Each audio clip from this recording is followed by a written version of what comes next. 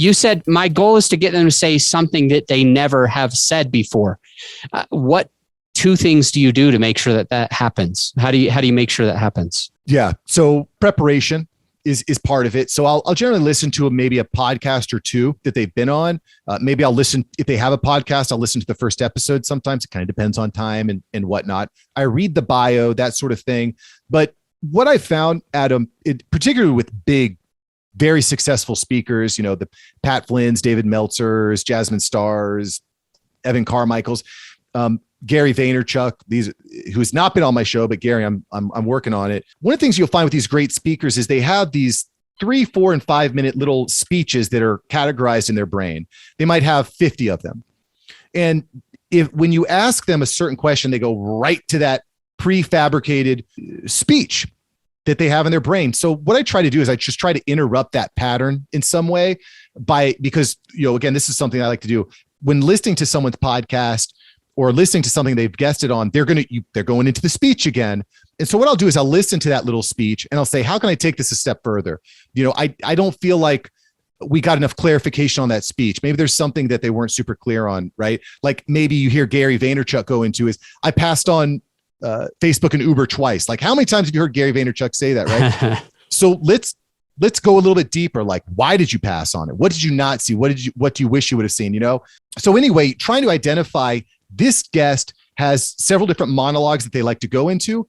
How can I help them take that monologue a step further? What do you think are like the biggest, most impactful pieces that have allowed you to get 600,000 views on YouTube? So the most important is perseverance. You got to keep posting. My first, I think I'm over 100 videos now, but like Roberto Blake, and I mentioned him earlier, says, until you've made 100 videos, you can't say anything, right? Because it's perseverance is the big one.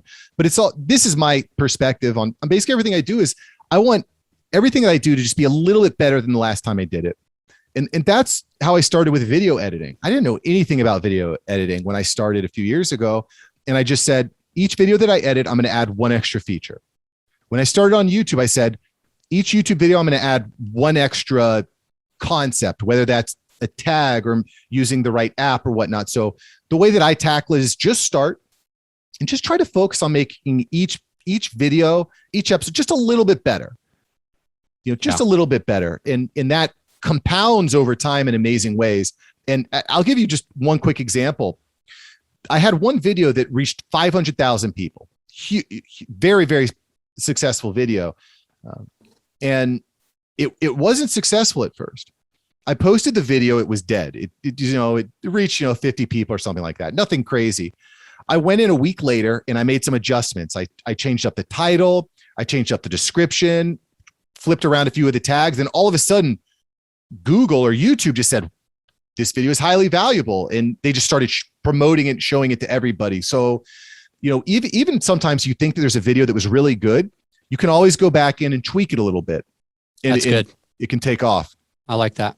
Last question. I'm curious about repeating content. Is like with your 100 videos or podcast episodes, either one, are you thinking to yourself, I want to make sure that I never talk about this subject again because I've already talked about the subject once?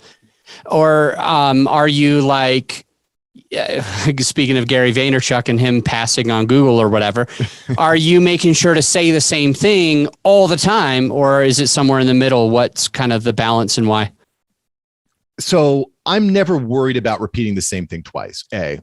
Just because I think when you're saying the same thing, it means that you're staying true to your niche, right? And this is something that I struggle with. I'm fascinated by so many different parts of digital media and digital communication that I'm touching on a lot of different topics. 1 week it's podcasting, YouTube, Instagram, TikTok. So I like to touch on a lot of different topics. But I think that if you're hitting on the same topic, it means it really starts to resonate with your audience, right? And I think that's why Gary does that, right? Because he knows that this story works with his audience. I'm going to keep hitting on this point, right? The other thing you got to consider is you're always getting new listeners and viewers. There's also a chance that someone maybe missed that particular episode and now you're bringing it up again.